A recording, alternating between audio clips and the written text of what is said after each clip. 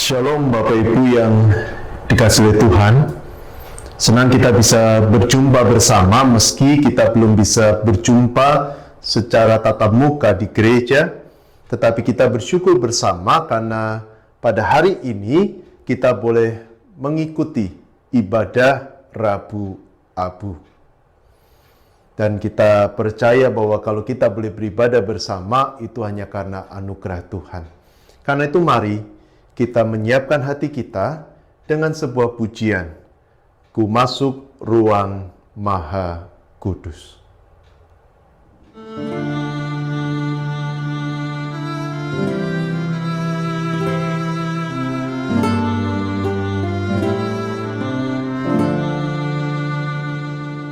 Ku masuk ruang Maha Kudus dengan darah anak domba.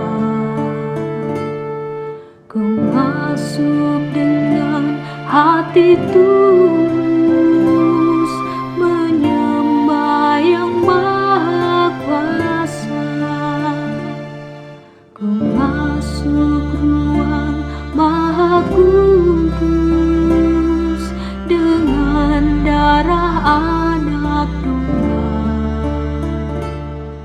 Ku masuk dengan hati tulus menyembah yang Maha Kuasa. Ku menyembahmu,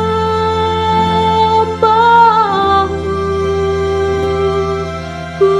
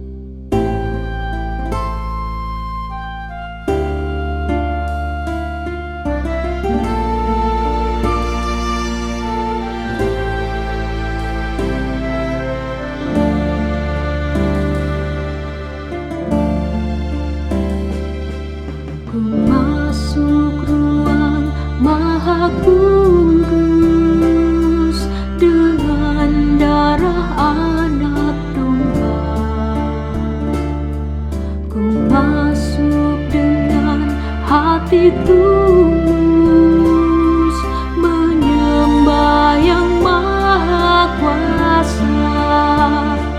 Ku menyembahmu, ku sembahmu,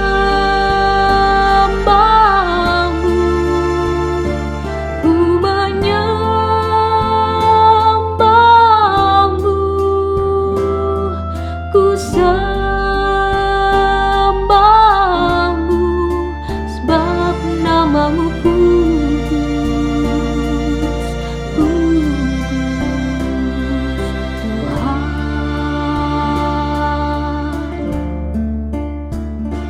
Ku menyembahmu,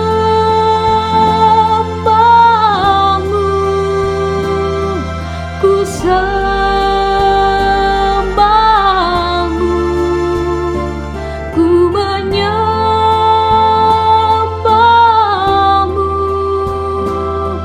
ku sembahmu, sebab namamu kudus, kudus Tuhan. Sebab namamu kudus, kudus Tuhan.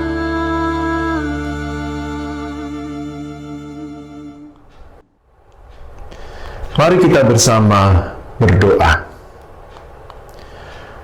Tuhan yang Maha Baik, kami sungguh bersyukur untuk kesempatan yang Tuhan berikan kepada kami pada saat ini boleh bersama beribadah secara khusus mengikuti ibadah Rabu Abu. Sebuah momen di mana kami mengingat kembali akan kerapuhan diri kami dan menyadari bahwa kami butuh Tuhan, sehingga kami terdorong untuk mendekatkan diri kepada Tuhan dan hidup bersama dengan Tuhan. Kami percaya Tuhan, Engkau ada bersama dengan kami, Engkau berkarya di dalam hati kami, Engkau berkenan dengan ibadah kami. Inilah doa kami yang kami panjatkan hanya di dalam nama Tuhan Yesus Kristus. Amin. Bapak, Ibu, Saudara-saudara yang dikasihi oleh Tuhan, manusia diciptakan dari debu tanah, sebuah benda yang rapuh, yang tidak berharga. Begitulah sejatinya hidup kita di hadapan Tuhan. Kita adalah makhluk yang rapuh terhadap dosa, rapuh terhadap sakit penyakit, rapuh terhadap kematian. Nah, sebagai makhluk yang rapuh, yang tidak berharga, sudah sepatutnya kita merendahkan diri di hadapan Tuhan, Sang Pencipta, dan memohon kepadanya agar merengkuh kita dalam embara kehidupan. Karena itu, jangan keraskan hatimu. Dengarlah panggilannya. Rasakan kasih-Nya yang merangkul saudara dan saya, yang menghibur jiwa kita yang keluh dan resah.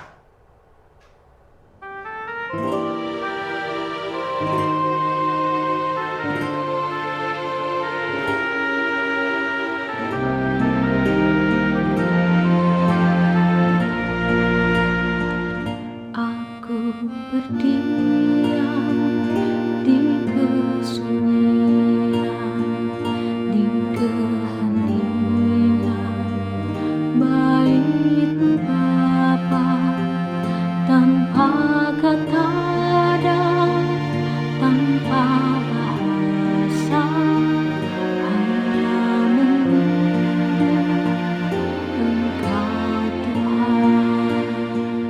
Yesus Tuhanku, Kau paling mengerti rapuh hati ini, letih jiwa ini. Jamah ya Tuhanku, jamah ya Tuhanku, sebab Engkaulah Tuhan yang paling mengerti.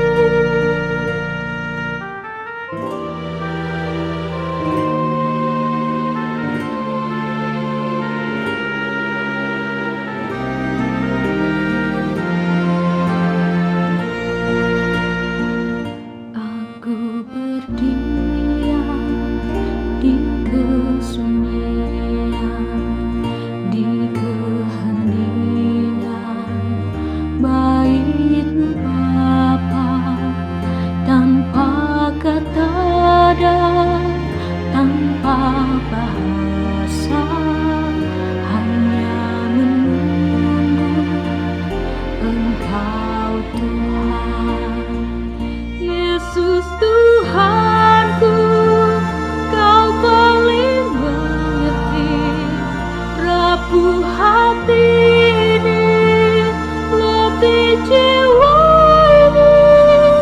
Jamah ya Tuhanku, jamah ya Tuhanku, sebab Engkaulah Tuhan yang paling mengerti. Yesus Tuhanku, Kau paling mengerti rapuh hati ini, letih jiwa ini. Jamah ya Tuhanku, jamah ya Tuhanku, sebab Engkaulah Tuhan yang paling mengerti. Sebab Engkaulah Tuhan yang paling mengerti.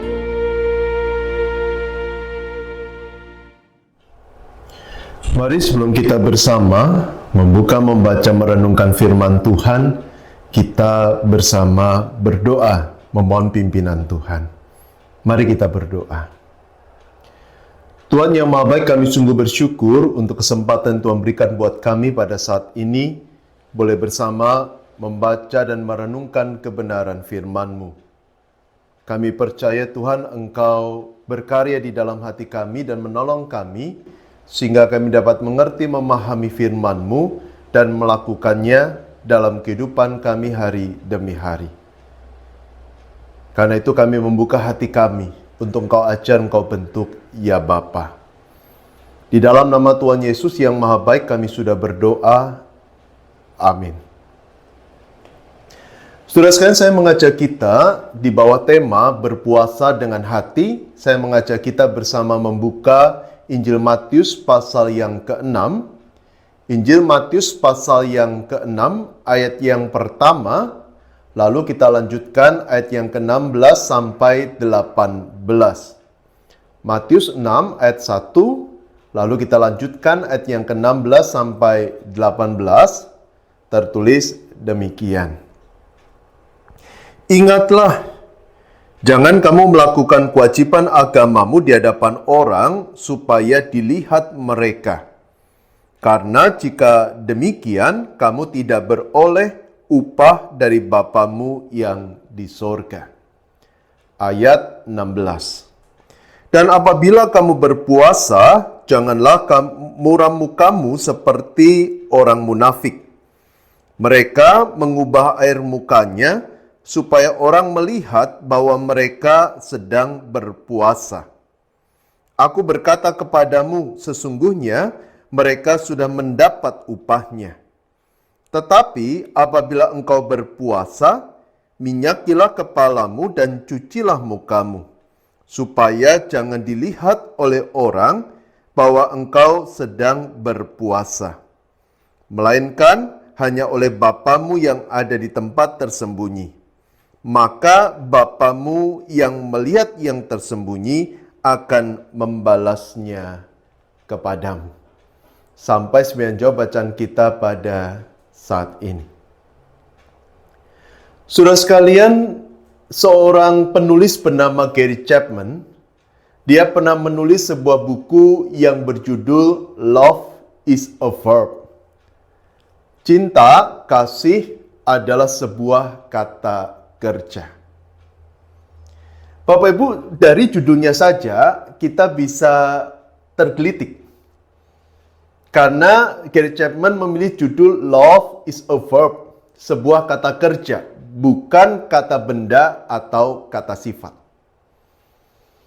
Nah, di dalam buku ini, Gary Chapman menceritakan tentang kisah orang-orang yang berusaha untuk menunjukkan cinta mereka dalam sebuah tindakan yang nyata.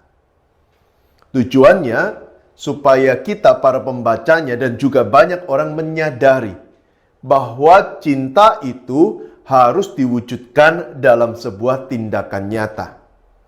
Cinta bukan sekedar perasaan, tetapi cinta adalah sebuah pilihan.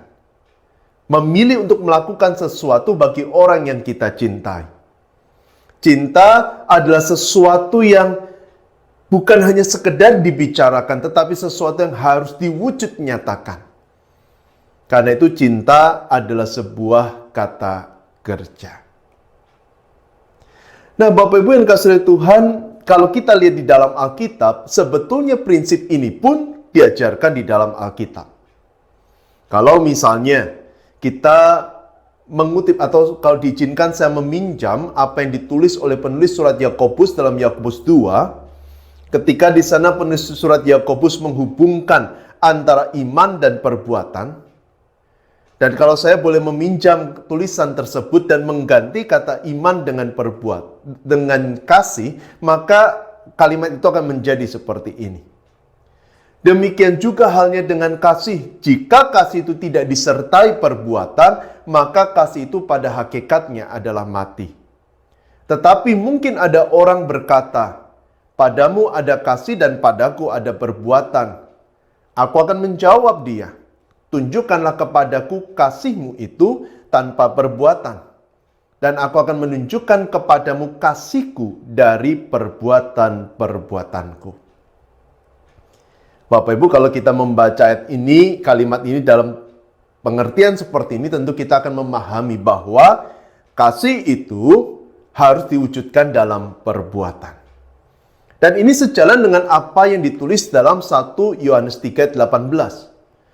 Ketika penulis surat 1 Yohanes berkata, "Anak-anakku, marilah kita mengasihi, bukan dengan perkataan atau dengan lidah, tetapi dengan perbuatan dan dalam kebenaran."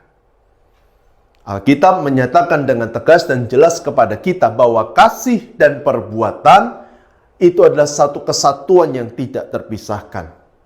Ketika kita mengasihi seseorang, entah itu keluarga kita, pasangan kita, anak kita, orang tua kita, sahabat kita, teman kita, seorang yang kita kenal, yang kita kasihi, maka kita akan menunjukkan kasih itu dalam perbuatan. Tentunya kita semua sepakat bahwa ketika kita mengasihi, maka kita akan memperlakukan orang itu dengan baik. Kita tidak akan menyakiti, kita akan menghormati dia, kita akan menjaga dia, kita akan melindungi dia, kita akan ada bersama dengan dia. Bukan hanya dalam suka, tetapi juga dalam duka. Kasih harus diwujudkan dalam perbuatan. Tanpa perbuatan, maka kasih kita patut untuk dipertanyakan. Nah, yang menarik adalah prinsip ini bukan hanya berlaku dalam relasi kita dengan sesama manusia. Prinsip ini pun juga berlaku dalam relasi kita dengan Tuhan. Bahwa kalau kita mengasihi Tuhan, maka kita tidak cukup hanya berkata, "Tuhan, aku mencintai Engkau." Tidak cukup juga kita menaikkan lagu, "Ku mau cinta Yesus selamanya." Kita berkata, "Ku mau cinta Yesus selamanya. Ku mau cinta Yesus selamanya." Tentu tidak cukup. Tetapi kalau kita sungguh-sungguh mengasihi Tuhan, maka kita akan mewujud nyatakan kasih kita kepada Tuhan dalam sebuah tindakan nyata. Nah, pemikiran inilah yang menjadi alasan dalam Matius 6 ayat yang pertama Tuhan Yesus berkata, "Ingatlah, jangan kamu melakukan kewajiban agamamu di hadapan orang supaya dilihat mereka. Karena jika demikian, kamu tidak beroleh upah dari Bapamu yang di sorga." Menarik bagaimana dalam ayat ini Tuhan Yesus mengingatkan, khususnya para pendengarnya waktu itu maupun juga setiap kita, agar kita tidak melakukan kewajiban agama. Kalau kita lihat di dalam Matius 6 itu bicara tentang membantu orang, memberi sedekah, berdoa dan puasa. Nah, Tuhan berkata, jangan kamu melakukan itu semua supaya dilihat orang. Artinya ayat ini bicara tentang motivasi, bicara tentang tujuan. Kenapa kamu memberi sedekah? Kenapa kamu berdoa? Kenapa kamu puasa? Jangan kamu melakukan itu karena kamu ingin dilihat orang. Supaya kamu mendapatkan pujian pengakuan dari orang. Supaya orang kagum pada dirimu. Supaya orang menghormati kamu. Karena ketika kamu melakukan itu dengan tujuan dan motivasi seperti itu, Alkitab katakan Tuhan tidak berkenan. Jadi saudara, ketika Tuhan bicara tentang doa, memberi sedekah, dan juga termasuk puasa, Tuhan mengingatkan. Untuk kita memeriksa hati kita, kenapa saya melakukan itu semua? Dan Tuhan berkata, jangan melakukan itu demi dirimu sendiri. Tetapi lakukan itu karena engkau mengasihi Tuhan. Nah, saudara, ini diulang kembali dalam Matius 6 ayat yang ke-16. Secara khusus di sana ketika bicara tentang puasa, Tuhan Yesus berkata, apabila kamu berpuasa, janganlah muram mukamu seperti orang munafik. Orang munafik itu adalah orang yang antara kata dan hatinya berbeda, antara tindakan dan hatinya berbeda. Dia seakan-akan menunjukkan kesalehannya, ketaatannya kepada Tuhan, tetapi sesungguhnya di dalam hatinya dia melakukan itu demi dirinya sendiri.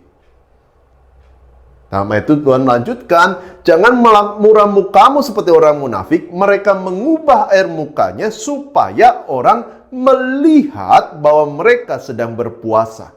Aku berkata kepadamu, sesungguhnya mereka sudah mendapat upahnya.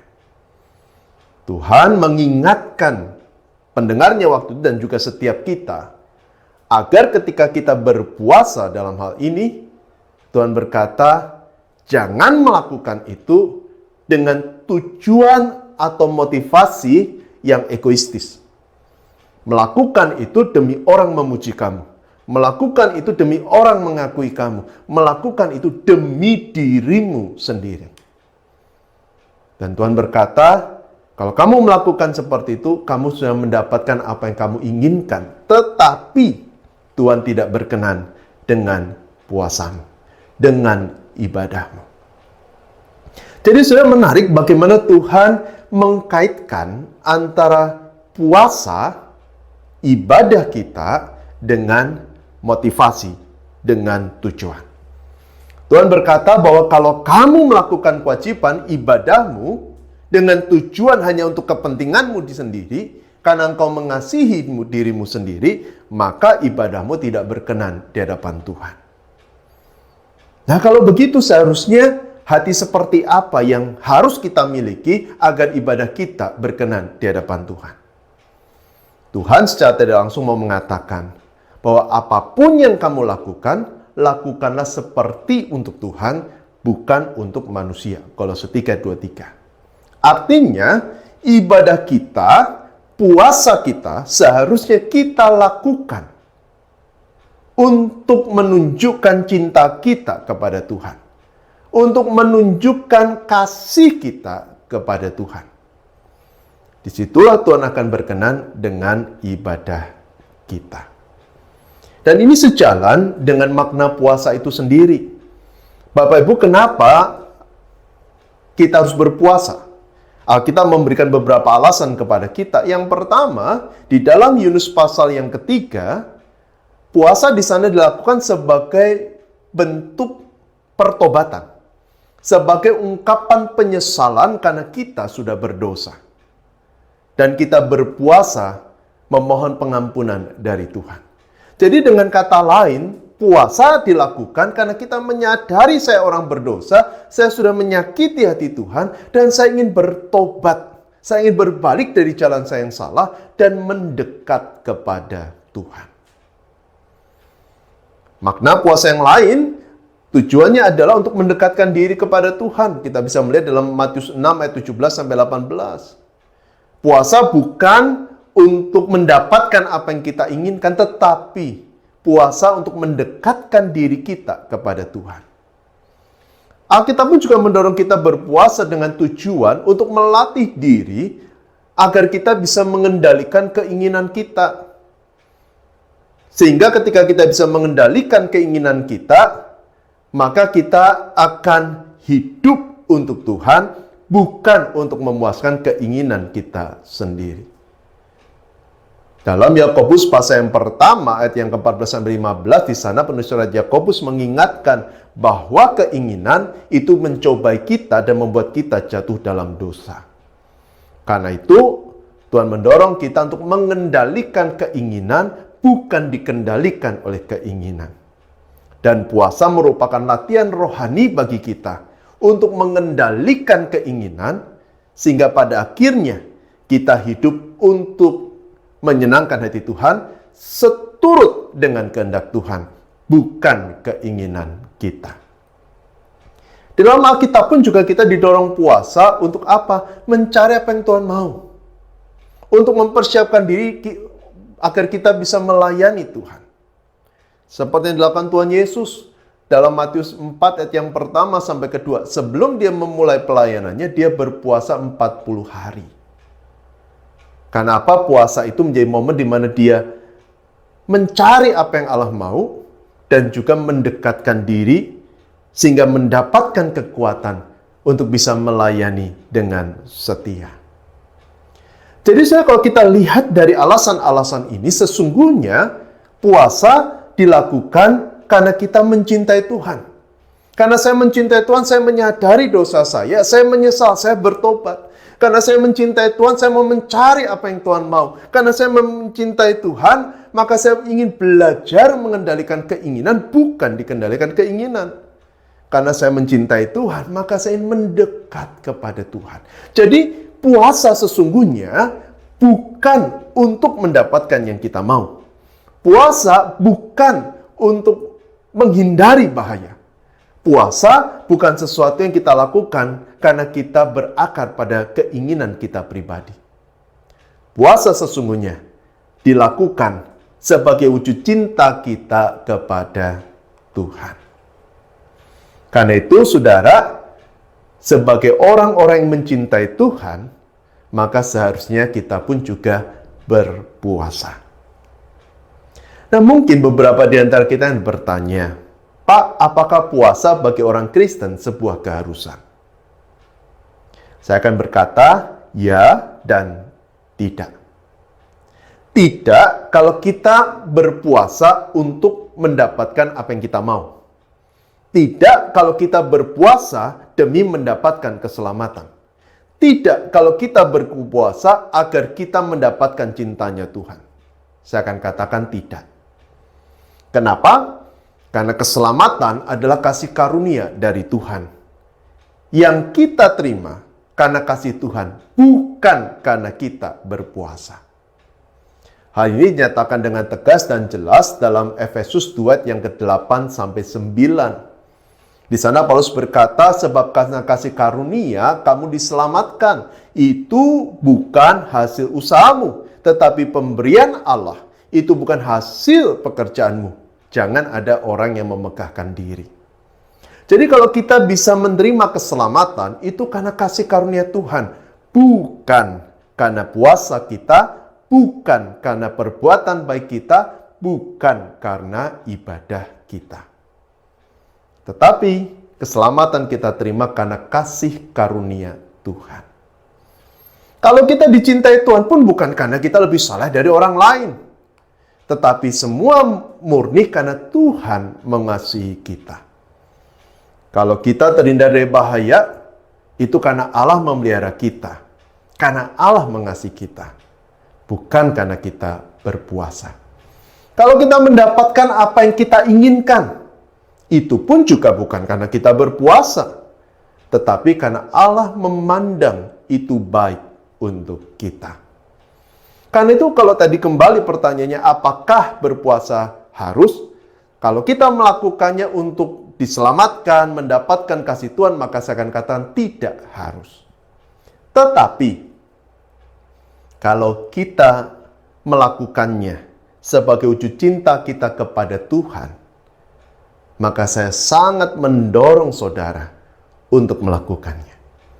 Karena ketika kita berpuasa, kita mengakui dosa kita di hadapan Tuhan dan mendapatkan karunia pengampunan.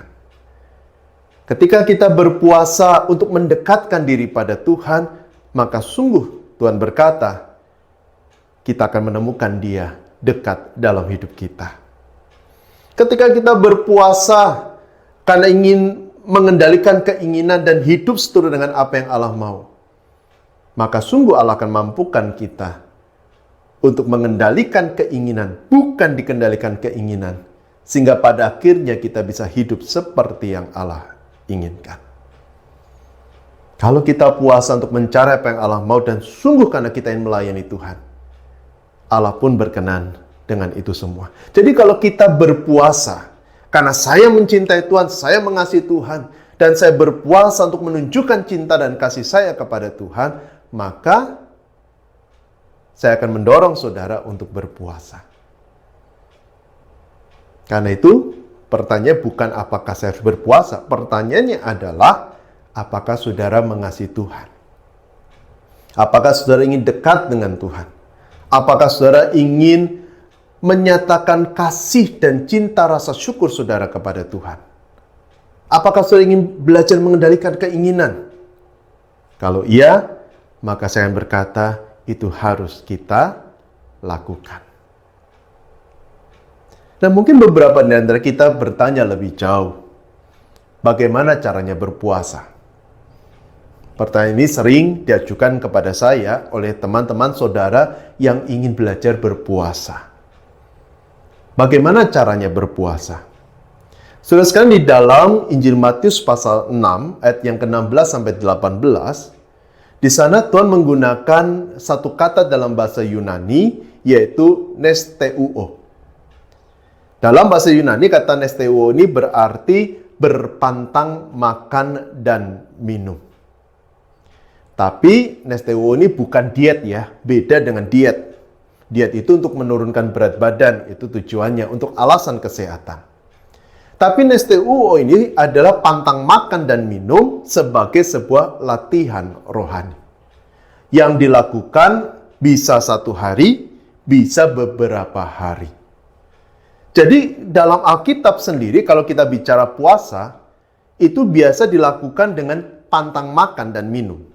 Contoh paling jelas Tuhan Yesus ketika puasa 40 hari, dia pantang makan dan minum sampai kemudian Alkitab katakan dia lapar. Tetapi puasa tidak semata-mata bicara pantang makan dan minum. Puasa sesungguhnya ada sebuah latihan rohani. Dan latihan yang kita lakukan pertama-tama dengan melatih pantang makan dan minum. Kenapa pantang makan dan minum? Karena makan dan minum bicara kebutuhan. Bahkan bukan hanya sekedar bicara kebutuhan, tapi keinginan. Saya ingin makan. Karena itu saya belajar untuk pantang makan dan minum, supaya saya bisa mengarahkan hati kepada Tuhan.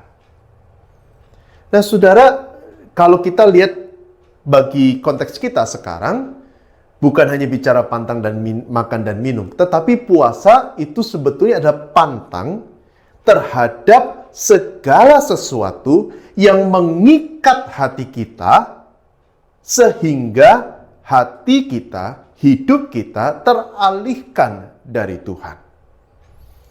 Nah, dalam pengertian seperti ini, maka ini bisa lebih luas. Contohnya, kalau saudara terikat dengan gadget saudara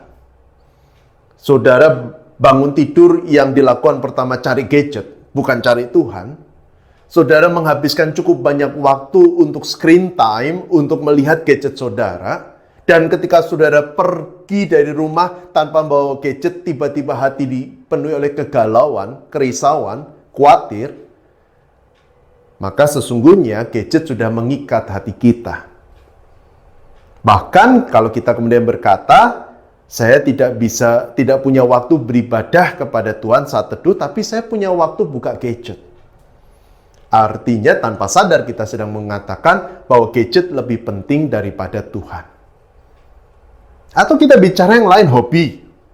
Mungkin ada di antara kita yang hobi olahraga, hobi kerajinan seni, hobi menggambar, hobi main musik, bahkan juga mungkin hobi lain, misalnya yang agak mahal, modifikasi motor, modifikasi mobil. Kita menghabiskan waktu untuk hobi kita. Dan kita tidak punya waktu untuk saat teduh dengan Tuhan. Ketika itu hobi sudah mengikat hati dan hidup kita, dan menggeser Tuhan dari dalam hidup kita.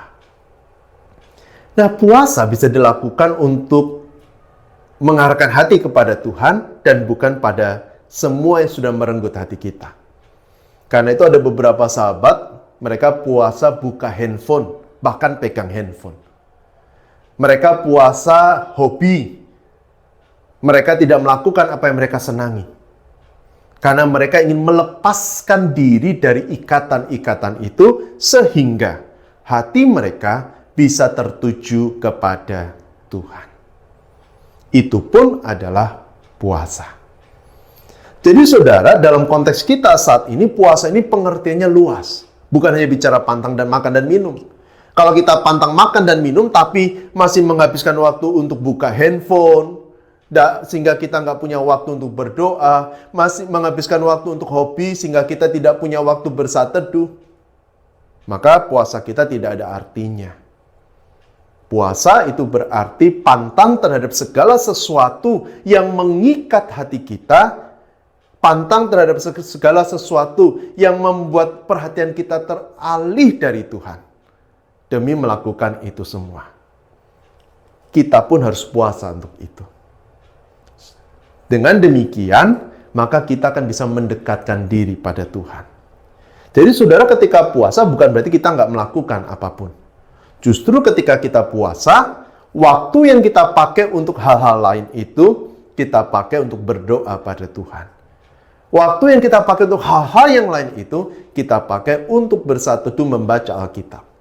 Sehingga akhirnya kita bisa mendekat kepada Tuhan. Pada saat yang sama ketika kita pantang terhadap itu, maka kita belajar mengendalikan keinginan kita. Bukan dikendalikan oleh keinginan. Enggak gampang loh saudara, kalau sudah terbiasa pegang handphone, tiba-tiba nggak pegang handphone, itu hati bisa nggak tenang loh. Hati itu bisa tiba-tiba memunculkan banyak alasan yang membenarkan kita untuk kembali megang handphone. Dan ketika kita sedang berpuasa, kita melatih diri untuk mengendalikan keinginan itu. Bukan dikendalikan oleh keinginan. Dan pada akhirnya kita bisa fokus untuk mencari keinginan Tuhan. Dan ketika kita berpuasa, Alkitab pun juga mendorong kita untuk berbuat kebaikan bagi sesama. Cinta kepada Tuhan dan cinta pada sesama tidak bisa dipisahkan. Kalau kita mencintai Tuhan dan kita ingin belajar melakukan apa yang Tuhan mau, maka ingatlah, salah satu perintah Tuhan adalah berbuat kebaikan bagi sesama. Karena itu isilah puasa kita dengan melakukan kebaikan. Belajar mengasihi sesama dan mewujud nyatakan kasih itu secara nyata. Nah, kini pertanyaannya adalah, apakah saudara mengasihi Tuhan? Kalau saudara mengasihi Tuhan, apakah saudara mau dekat dengan Tuhan? Apakah saudara mau belajar mengendalikan keinginan agar saudara bisa hidup seturut dengan keinginan Tuhan? Apakah saudara mau melakukan yang baik bagi sesama sebagai wujud cinta dan ketaatan kita kepada Tuhan? Tuhan sudah mengasihi saudara. Tuhan sudah menebus hidup kita. Dia sudah memberikan karunia keselamatan itu bagi kita. Karena itu, mari kita hidup untuk Tuhan. Dan mari kita memakai masa Prapaskah ini untuk berpuasa, untuk melatih diri kita. Agar hati kita terikat hanya kepada Tuhan. Dan bukan pada sesuatu yang lain yang mengalihkan pandangan arah hati kita, pikiran kita dari Tuhan. Selamat menjalani masa Prapaskah. Selamat menjalani waktu untuk mengevaluasi diri. Selamat mendekatkan diri kepada Tuhan. Selamat menyatakan cinta saudara kepada Tuhan. Amin. Mari kita mengambil waktu teduh. Karena kasih-Mu yang selamatkanku, menyucikan dan menebus hidupku, ku naikkan syukur buat pengorbananmu, maha mulia dan terindah Kau, Yesus. Maha mulia dan terindah Kau, Yesus.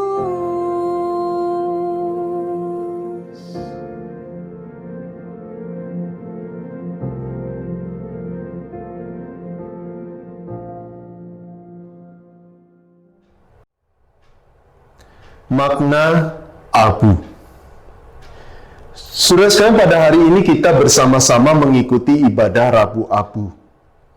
Di dalam Alkitab, abu merupakan simbol dari kerapuhan manusia, sekaligus juga simbol dari kesedihan, penyesalan, dan pertobatan. Abu juga mengingatkan kita bahwa manusia berasal dari debu dan akan kembali menjadi debu. Karena itu selama masa Prapaskah, kita diajak untuk mengevaluasi diri dengan penyesalan dan pertobatan. Dengan mengarahkan hati kepada Kristus yang menderita, mati, dan bangkit demi keselamatan kita. Selama masa Prapaskah kita juga diajak untuk memperbaharui janji-janji kita yang kita ucapkan saat kita dibaptis.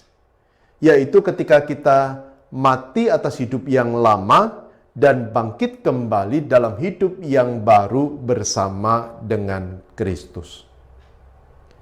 Selama masa Prapaskah, kita juga diajak untuk membuka hidup bagi Roh Kudus, agar Roh Kudus boleh berkarya dalam hidup kita dan menggerakkan kita dalam karya dan belas kasihan terhadap sesama. Sehingga pada akhirnya, hidup kita diperbarui oleh Tuhan dan kasih Kristus terpancar di dalam dan melalui kehidupan kita.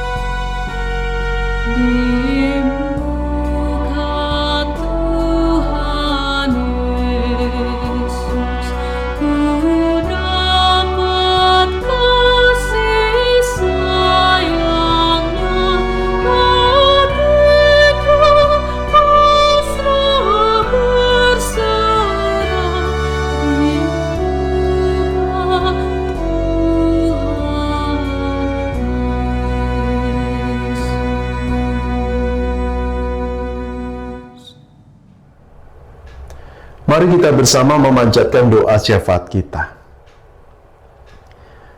Tuhan yang Maha Baik, kami sungguh bersyukur untuk firman yang boleh kami renungkan bersama, juga ibadah yang boleh mengingatkan kami akan kerapuhan diri kami. Kami adalah makhluk yang rapuh, yang lemah, yang terbatas, yang berdosa. Tetapi Engkau berkenan untuk mengasihi kami. Engkau tidak membuang kami, Engkau tidak menjauhkan kami, tetapi Engkau merangkul kami. Sungguh Tuhan, hati kami melimpah dengan syukur. Karena itu kami mulai menjalani hari-hari kami sebagai wujud cinta kami kepada Tuhan. Kami belajar mengendalikan keinginan kami agar kami bisa hidup seturut dengan keinginan Tuhan. Kami mendekatkan hati kepada Tuhan dan menjauhkan diri dari dunia. Kami hidup untuk Tuhan, bukan untuk diri kami sendiri. Tuhan, tolonglah kami. Bimbinglah kami. Mampukan kami untuk menjadi pribadi seperti yang Kau ingini. Dan kami melakukan semuanya sebagai wujud cinta kami kepada Tuhan. Saat ini pun kami menyerahkan kehidupan kami masing-masing, pekerjaan kami, keluarga kami, studi kami, Tuhan yang berkati. Biar kasih karunia Allah dicurahkan, memberi kami pengharapan dan sukacita menjalani hari-hari dalam hidup kami. Berkati juga untuk saudara kami yang sakit, berkenan Tuhan melawat, menjamah, memulihkan. Dan bila dengan anugerah Tuhan, mereka boleh kembali sehat dan boleh kembali berkarya untuk Tuhan bagi kemuliaan nama Tuhan. Kami juga menyerahkan untuk gereja Tuhan GKI Kutisari Indah, gereja yang telah Tuhan pimpin dan serta hingga saat ini kami percaya Engkau mengasihi jemaat-Mu dan Engkau akan terus memimpin jemaat-Mu dalam karya ke depan, sehingga jemaat boleh semakin bertumbuh di dalam Tuhan, semakin merasakan cinta Tuhan, dan hatinya berkobar-kobar untuk melayani Tuhan, untuk memuliakan nama Tuhan. Berkati juga ya Tuhan untuk bangsa dan negara kami percaya Allah menolong Indonesia, menjaga dan melindungi Indonesia. Terima kasih ya Tuhan, kami sungguh bersyukur. Dan kami menyerahkan kehidupan kami secara khusus masa prapaskah ini ke dalam tangan-Mu. Engkau yang tolong kami, agar kami boleh menggunakan waktu kesempatan ini untuk benar-benar mendekat kepada Tuhan. Dan mampukan kami bukan hanya untuk memahami kehendak-Mu, tetapi juga menjadi pelaku-pelaku firman dalam kehidupan kami hari demi hari. Terima kasih ya Tuhan, kami sungguh bersyukur dan menyerahkan semuanya hanya di dalam nama Tuhan Yesus Kristus. Amin. Kini tiba saatnya kita mengumpulkan persembahan. Bapak Ibu jemaat dapat memberikan persembahan melalui scan QR yang terdapat pada layar atau mentransfer ke rekening gereja. Jemaat juga dapat menyimpannya dan memberikannya pada saat beribadah di gedung gereja. Nas persembahan terambil dari 2 Korintus 9 ayatnya yang ke-7. Hendaklah masing-masing memberikan menurut kerelaan hatinya, jangan dengan sedih hati atau karena paksaan, sebab Allah mengasihi orang yang memberi dengan sukacita. Mari kita berdoa. Ya Tuhan Yesus, terima kasih atas segala berkat penyertaan-Mu. Terima kasih di situasi seperti ini, Kau tetap memberikan kami kesempatan untuk bisa beribadah kepadamu walaupun secara online. Dan kami telah mengumpulkan persembahan kami, biarkanlah persembahan kami yang sedikit ini bisa berguna dan memperlebar kerajaan-Mu saja ya Tuhan. Dan kami minta tolong Engkau tetap sertai orang-orang yang akan mengelola persembahan ini. Terima kasih atas segala yang Kau berikan Yesus, dalam nama-Mu kami berdoa dan mengucap syukur. Amin. Jemaat yang kasih Tuhan, Tuhan sudah mengampuni kita. Karena itu, ingatlah, jangan kamu melakukan kewajiban agamamu di hadapan orang supaya dilihat mereka. Maka Bapamu yang melihat yang tersembunyi akan membalasnya kepadamu.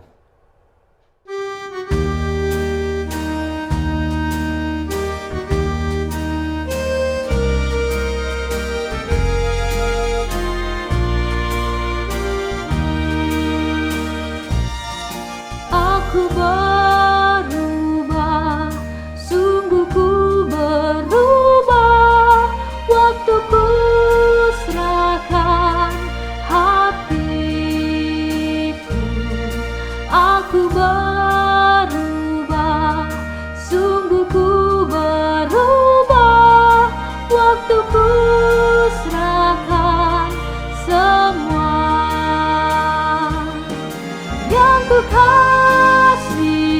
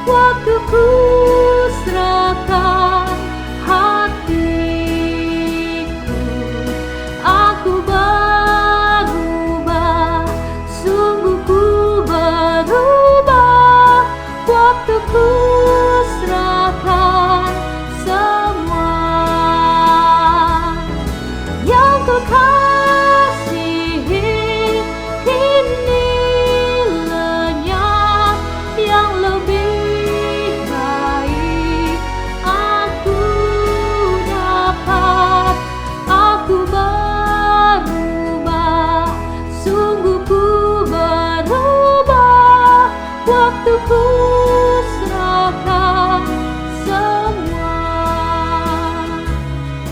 Waktuku serahkan semua.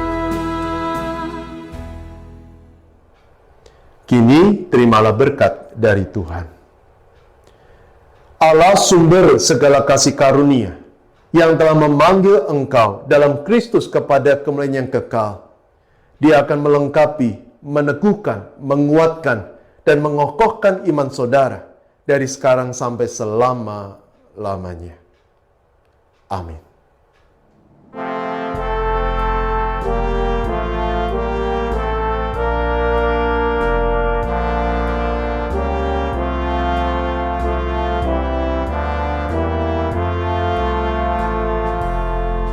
Bapa, terima kasih.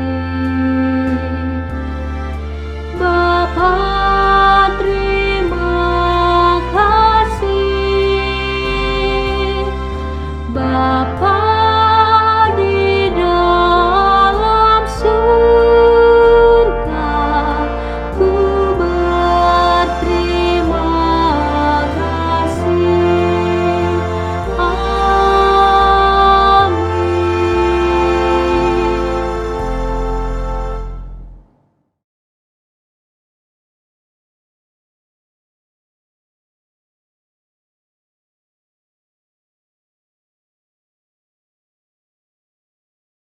Aku berubah, sungguh ku berubah.